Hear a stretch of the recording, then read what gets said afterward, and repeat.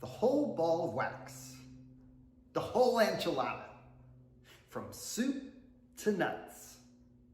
They're idiomatic expressions to talk about something in its totality.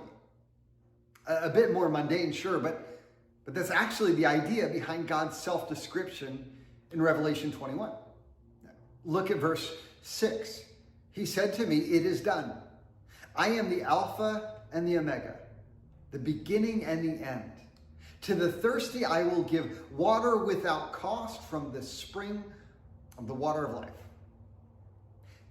First, that phrase, "I am." That's the name God gave Moses when he asked, "Who shall I say has sent me?"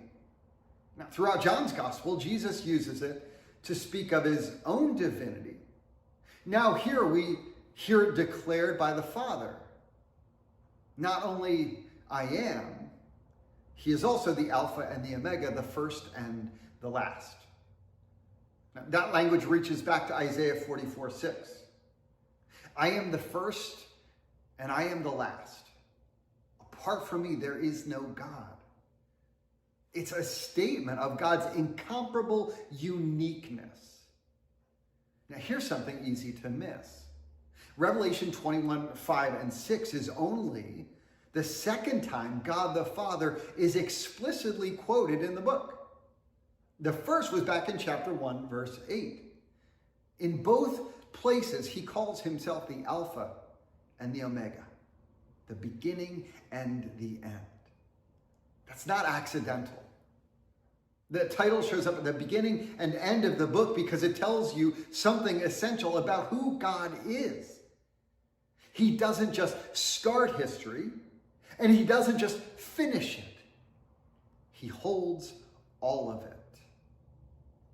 But that raises the question, why stack these phrases?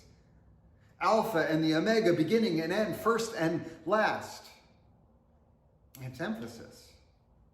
Because if God stands at the beginning and end of history, it means he rules everything in between. There is not a moment, not an event, not a detail that sits outside of his sovereignty. So when God says it is done, it's done. Now here's where this gets personal. You hear that, and yet your life doesn't always feel done, does it? Like you're still waiting, still praying, still carrying things that feel unresolved.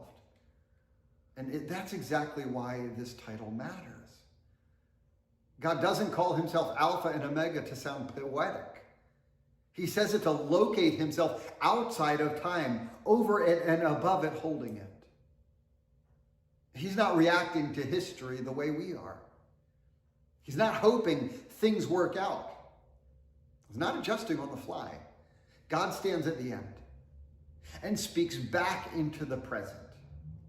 So when he says it is done, he's not making a prediction. It's a declaration. One that changes how we live in the middle.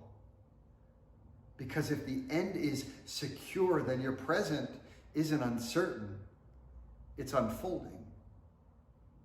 We just celebrated resurrection last week, and what was that? If not God proving he already stands at the end.